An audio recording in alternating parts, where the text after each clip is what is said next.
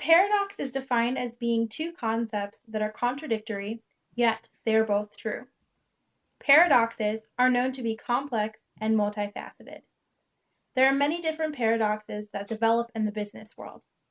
Leaders are placed in the middle of these paradoxes in order to find the best ways to balance the demands of the opposing forces.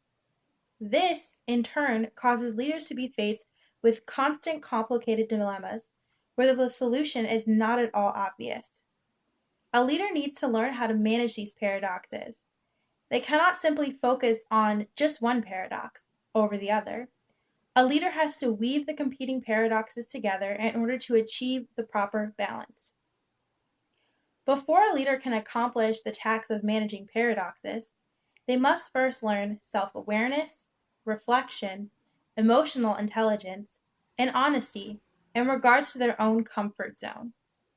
It is also important that a leader learns that managing paradoxes is an art. It is important for a leader to remember that leadership is a balancing act between competing elements. First off, I think that the biggest challenge that faces leaders when it comes to paradoxes is actually being able to handle and manage a paradox itself. Leaders have to have the ability to succeed doing things that contradict each other and be able to keep up in a complex and fast-moving world, all at the same time. Some other challenges facing leaders when it comes to paradoxes include achieving growth in economically difficult times, continuously being able to innovate and always remain ahead of the competition, constantly embracing change in an environment that is extremely stressful and complex, and also always remembering to remain a visionary and engaging leader to your subordinates. I think that leaders find the right decision by always keeping the following ideas in mind. First, they always try to remain clear on their ultimate goal or purpose of their objective. They do this by taking the time to clearly define their organization and their organization's purpose. They also try to make sure that everyone that is involved in their organization understands the purpose and the overall objective.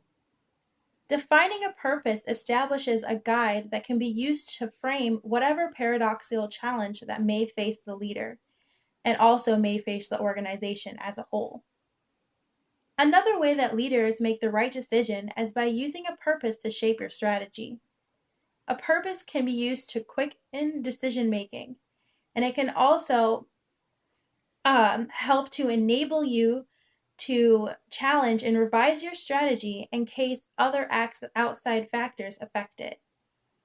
Leaders deal with different choices that they are confronted with by remembering that while it is mainly the leader's job to manage the paradox, it is also a team effort to balance the paradox. As I stated above, they have to keep in mind the purpose of their objective.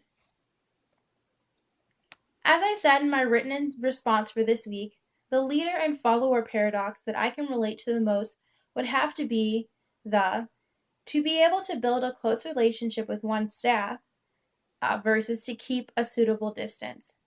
I have always been an extremely social person. I get along well with others and am quick to make friends with the people that I work with. I also enjoy spending time with the people I work with outside of work.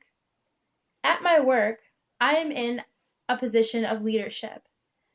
I have to give instructions and criticism on a regular basis, and I have to keep in mind that I am some people's superiors. This can be difficult at times because once I'm friends with my coworkers or once I get closer to them, I find that it is harder for me to be able to give them instructions or criticism because we have developed that closer relationship.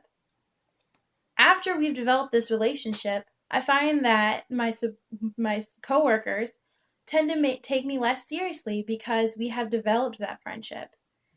They rarely then respect me as being their superior. I agree with what Professor Sullivan said in our lecture. The desire to be liked is the biggest obstacle that a leader can face.